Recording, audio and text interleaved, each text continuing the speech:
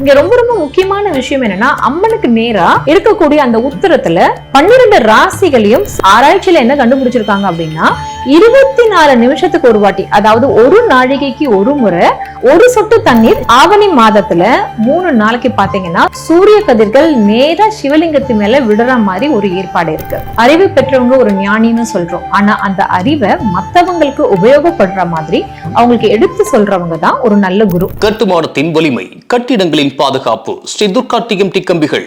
BVR garden signature living T Nagar இப்போ திருவள்ளூருக்கு வந்தாச்சு. Near D mart on new bypass road, Tiruvallur நகராட்சிக்குட்பட்டது. பிளாட் 20 லட்சம் முதல். கான்டாக்ட் 9955511814.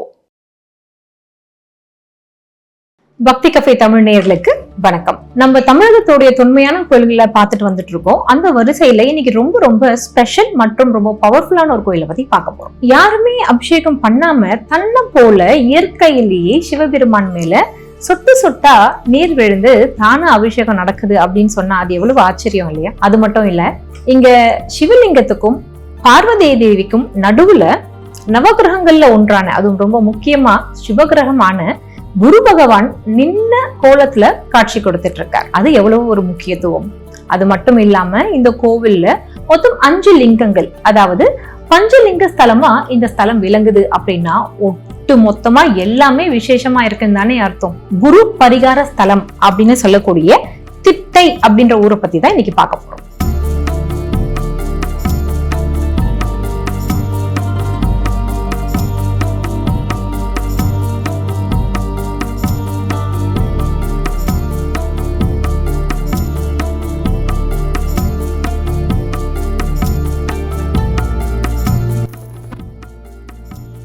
திட்டை அப்படின்னு இந்த ஊருக்கு ஏன் பேர் வந்தது அப்படின்றத பாக்கலாமா? இதுவே தல புராணமாவும் இருக்கு. பிரளயம் வரும் பொழுது இந்த உலகமே நீர்ல முங்கும். அந்த நேரத்துல ஒரு சில இடங்கள் மேடு பகுதியா இருக்கு. அந்த மாதிரி ஒரு பகுதி தான் இந்த இடம். நம்ம எல்லாருக்குமே தெரியும், சீர்காழியில தோணியப்பர், அங்கேயும் இதே கதை தான் சொல்லப்படுது. அந்த மாதிரி ஒரு இடம் தான் இந்த திட்டை, அதாவது மேடாக இருந்த ஒரு இடம். இந்த ஊரை புராண காலங்கள்ல தென்குடி திட்டை அப்படின்னு சொல்றாங்க. இந்த கோவிலோட மூலவர் வசிஷ்டேஸ்வரர், அம்பாள் உலகநாயகி அம்மை. இந்த கோவிலுடைய தீர்த்தம் சக்கர தீர்த்தம், விருட்சம் முல்லை, வெண்செம்பகம், செவ்வந்தி. இந்த கோவில் 3 நிலை ராஜகோபுரமோட அமைஞ்சிருக்கு. இந்த ஊரு தஞ்சாவூர்ல இருந்து வடமேற்கா ஒரு 10 கிலோமீட்டர் தூரத்துல அமைஞ்சிருக்கு. இந்த கோவில் காவிரி தென்கரை தலங்கள்ல 15வது பாடல் பெற்ற ஸ்தலமா விளங்குது. இங்க திருஞான சம்பந்தர் பாடியிருக்காரு. இந்த கோவில் சோழர்களால கட்டப்பட்டது. இங்க இருக்க கடவுளுடைய வேறு பெயர்கள் அப்படின்னு சொல்ல போனா தேனுபுரீஸ்வரர், பசுபதீஸ்வரர், அம்பிகையோட பேரு சுகந்த குந்தலாம்பிகை மற்றும் மங்களேஸ்வரி. இங்க இருக்கிற இறைவன் சுயம்புலிங்கம். இதுவும் ரொம்ப ரொம்ப ஸ்பெஷலான ஒரு விஷயம். இங்க இருக்கிற மூலவருடைய பேரு வசிஷ்டேஸ்வரர், அதாவது வசிஷ்ட மகரிஷி, சப்த ரிஷிகள்ல ஒருவரான அவர் இங்க பூஜை பண்ணதுனாலதான் அந்த பேர் கொண்டு இருக்கிறார். இங்க இருக்கிற சிவபெருமான் சுயம்பு மூர்த்தியா அருள் பாலிக்கிறார். இதுல முக்கியமா நம்ம பார்க்க வேண்டியது என்னன்னா, அறிவு பெற்றவங்க ஒரு ஞானின்னு சொல்றோம். ஆனா அந்த அறிவை மத்தவங்களுக்கு உபயோகப்படுற மாதிரி அவங்களுக்கு எடுத்து சொல்றவங்க தான் ஒரு நல்ல குரு. அதனாலதான் இந்த திட்டை அப்படிங்கிறது ஒரு குரு ஸ்தலமா விளங்குது. இதோட மைய கருத்தாவும் இது இங்க இருக்கு.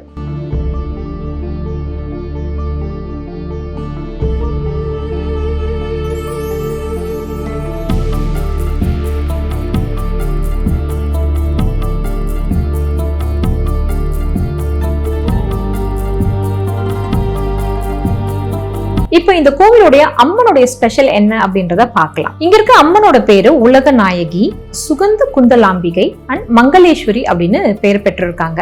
சுகந்த குந்தலா அப்படின்ற ஒரு பக்தை தனக்கு மாங்கல்ய பிச்சை வேண்டி இந்த தெய்வத்துக்கு முன்னாடி வழிபட்டதாகவும் அவங்களுக்கு மாங்கல்ய பலம் கொடுத்ததாகவும் இங்க அறியப்படுது. அதனாலதான் இவங்களோட பேரு சுகந்த குந்தலாம்பிகை அப்படின்னு வழங்கப்படுறாங்க. மங்களங்கள் நிறைய கொடுக்கறதுனால மங்களேஸ்வரின்ற பேரும் இந்த அம்மனுக்கு இருக்கு. இங்க ரொம்ப ரொம்ப முக்கியமான விஷயம் என்னன்னா, அம்மனுக்கு நேரா இருக்கக்கூடிய அந்த உத்தரத்துல 12 ராசிகளையும் சிற்ப வடிவத்துல வடிச்சு வச்சிருக்காங்க. இதுல யார் வேண்டாங்களோ அவங்களுடைய ராசிக்கு கீழே நின்று வேண்டும் பொழுது அவங்களுடைய வேண்டுதல்கள் எல்லாம் நிறைவேற்றப்படும் அப்படிங்கிறது நம்பிக்கையா இருக்கு.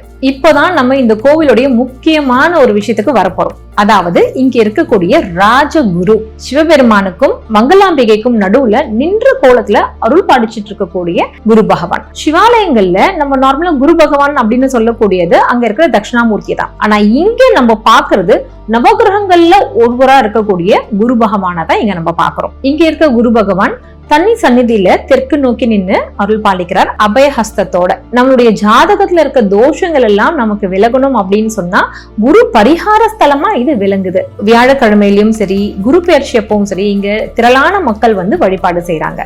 இப்போ இன்னொரு முக்கியமான ஒரு மர்மத்துக்கு போலாம். என்ன மர்மம் அப்படின்னா, நான் ஆரம்பத்துல சொன்னேன் இல்லையா, சிவலிங்கத்தின் மேல சதா ஒரு அபிஷேகம் நடந்துட்டே இருக்கும் அப்படின்னு சொல்லி. இப்ப நம்ம நார்மலான டைம்ல அபிஷேகம் பண்றோம், யாருமே இல்லாத நேரத்திலயும் அபிஷேகம் நடந்துட்டு இருக்கு அப்படின்னு சொன்னா அது என்ன ஒரு ஆச்சரியம்.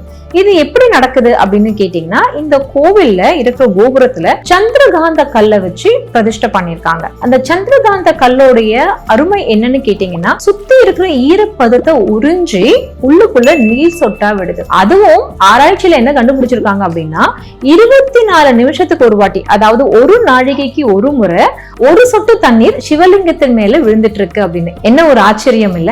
இதெல்லாம் கண்டிப்பா நம்ம போய் பார்க்க வேண்டாமா?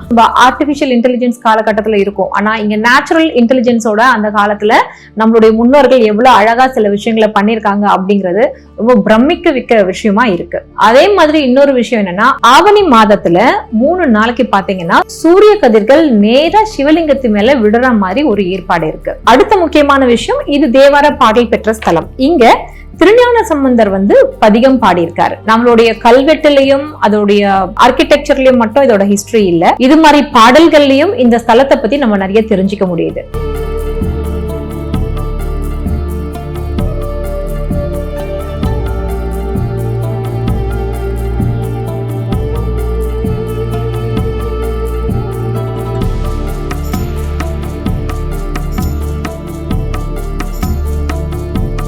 ஆக இந்த திட்டை கோவில் அப்படிங்கிறது ரொம்ப ரொம்ப பவர்ஃபுல்லான ஒரு கோவில். ஒண்ணு சிவபெருமானை பத்தி பார்த்தோம், ரெண்டாவது இங்க இருக்கிற அம்பிகையை பார்த்தோம், அம்பிகை மேல இருக்கிற அந்த ராசி சக்கரங்களை பத்தி பார்த்தோம். அதுக்கும் மேல முக்கியமானது குரு. அதாவது வாழ்க்கையில நமக்கு என்ன வேணும் அப்படின்னு நம்ம ஒரு வாட்டியும் கோயிலுக்கு போனா எனக்கு இது வேணும் அது வேணும்னு கேட்கிறோம்.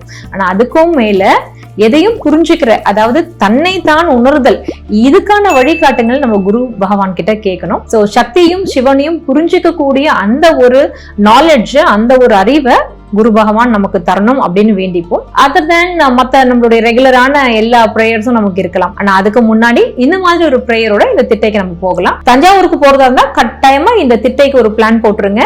ஏன்னா குரு பகவான் ரொம்ப ரொம்ப முக்கியமானவர். அடுத்த ஒரு நல்ல கோவிலோட உங்களை நான் சந்திக்கிறேன். நன்றி, வணக்கம். இந்த வீடியோ உங்களுக்கு பிடிச்சிருந்தா லைக் பண்ணுங்க, ஷேர் பண்ணுங்க, கமெண்ட் பண்ணுங்க. மறக்காம பெல் பட்டனை கிளிக் பண்ணிட்டு பக்தி கஃபே தமிழ் சேனலை சப்ஸ்கிரைப் பண்ணிடுங்க.